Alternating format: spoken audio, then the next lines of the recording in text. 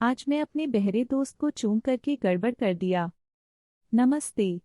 22 साल का पुरुष, मैं इसे छोटा रखने की कोशिश करूंगा। मैं एक आपसी दोस्त के माध्यम से एक लड़की से मिला। हम लगभग 1 वर्ष के लिए प्रत्येक अभिभावक को जानते हैं, लेकिन हमेशा एक समूह में, हमेशा अकेले समय नहीं बिताते हैं। वह बहुत प्यारी और सुंदर है। वह पूरी तरह से बहरा नहीं है, वह अभी भी थोड़ा सुन सकती है, श्रवण यंत्रों की मदद से। मुझे लगता है कि हल्के बहरापन निश्चित नहीं है। कल हम अपने आपसी दोस्तों के साथ मिले, हम एक बर्बक कर रहे थे। बाद में हम स्नैक्स से बाहर भाग गए, इसलिए अन्य दो किराने की दुकान पर गए। हम यार्ड में अकेले थे, चैटिंग आदि।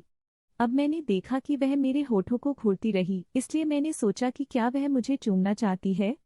चूंकि उसने मुझे घूरना बंद नहीं किया था, इसलिए यह स्पष्ट है। इस बार मैं एक संकेत याद नहीं करने जा रहा हूँ। मैं उसे एक चुंबन देने के लिए झुक गया। मेरा मतलब है कि वह थोड़े चुंबन मुझे वापस किया, लेकिन बाद में यह मृत चुप्पी की तरह था। भगवान का शुक्र है कि अन्य दो कुछ मिनट बाद पहुंचे। शाम का बाकी समय हमारे बीच सुपर अखबार था। बाद में जब वह चली गई, मैंने अन्य दो दोस्तों को बताया कि मैंने उसे चूमा था क्योंकि वह मेरे होठों को घूरती रही थी। वे यह कहते हुए हंसने लगे कि वह आपके होठों को घूर रही है, वह लिपिडिंग कर रही है। यार, मैं पूरी तरह से भूल गया कि बहरे लोग भी संवाद करने के लिए लिपरेडिंग का उपयोग करते हैं, और चूंकि वह वास्तव में कभी नहीं किया है कि इससे पहले कि मैं उस पर ध्यान नहीं देता, यह निश्चित रूप से उन क्षणों में से एक होगा जो मुझे रात में और क्रिंग पर बने रहेंगे। साथ ही मैंने शायद दोस्ती को बर्बाद कर दिया। बहुत लंबा नहीं पढ़ा। सोचकर मेरे दोस्त मुझे चूमना चाहते थे, वह शायद नहीं था। अद्यतन, ठीक है दोस्तों, मैंने उसे एक संदेश भेजा जिसमें पूछा गया कि क्या वह आना चाहती है। उसने कहा कि वह 1 घंटे में यहाँ आएगी। मैं घबराया हुआ हूँ, मैं अपने कमरे को लंबे समय तक चलने के लिए मनाने की कोशिश कर रहा हूँ। अद्यतन 2, क्षमा करें कि आप लोगों को उस लंबे समय तक इंतजार करना था। वह सिर्फ 5 मिनट पहले छोड़ दी थी। मैंने उसे पहले से नहीं बताया कि मैं उससे चुंबन के बारे में बात करना चाहता था, इसलिए यह इस विषय पर थोड़ा सा एक्टिव था। मैं अब पूरी तरह से विस्तार में नहीं जा सकता, लेकिन मैंने उससे कहा कि मेरा मतलब यह नहीं था कि मैं उसे असंबद्ध महसूस करूं, और मैंने संकेतों को गलत समझा। हमें अच्छी हंसी आई। बाद में मैंने उससे पूछा कि क्या वह शायद चीजों को आजमाने के लिए नीचे होगी अगर वह रुचि रखती है। बात यह है कि वह कुछ महीनों में म्यूनिख, जर्मनी में जाने वाली है। मार्च के अंत में फ्रांस में रहता हूँ, और उसने मुझे बताया कि जबकि वह मुझे पसंद करती है, उसने कोई रोमांटिक रुचि बनाने की योजना नहीं बनाई, क्योंकि वह किसी भी तरह से दूर जाने के कारण बहुत संलग्न नहीं होना चाहती है।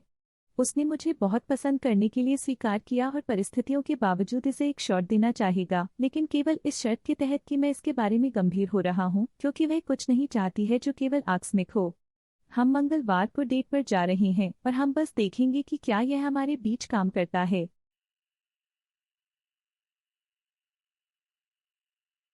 आज मैंने उस लड़की को जानने का नाटक करके गड़बड़ कर दी जिसने सोचा था कि वह मुझे जानती है।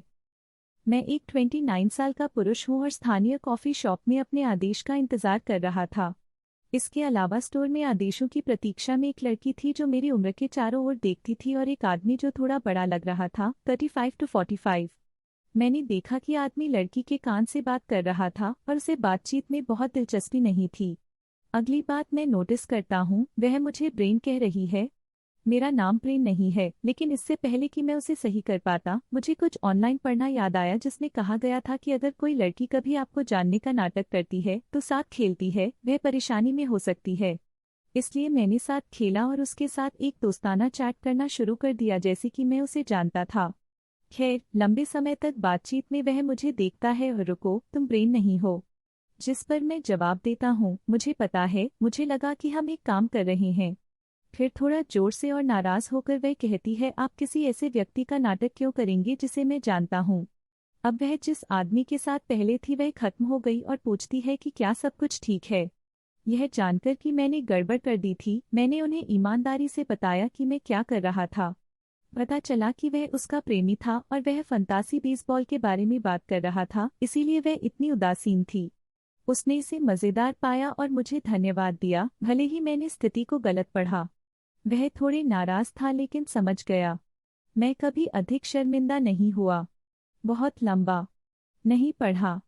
कुछ लड़की ने मुझे अपने दोस्त के लिए गलत समझा, इसलिए मैंने उसे होने का नाटक किया क्योंकि मुझे लगा कि वह मुझे एक खौफनाक आदमी के साथ बातचीत से बाहर निकलने के लिए उपयोग करने की कोशिश कर रही है जो उसका प्रेमी निकला और उसने वास्तव में सोचा कि मैं एक अलग व्यक्ति हूँ। डंडा संपादित करें। अरे, पुरस्कारों के लिए धन्यवाद। और मैं गर्व से इस मुठभेड़ के कारण ब्रेन के रूप में अपना नया शीर्षक रॉक करूंगा।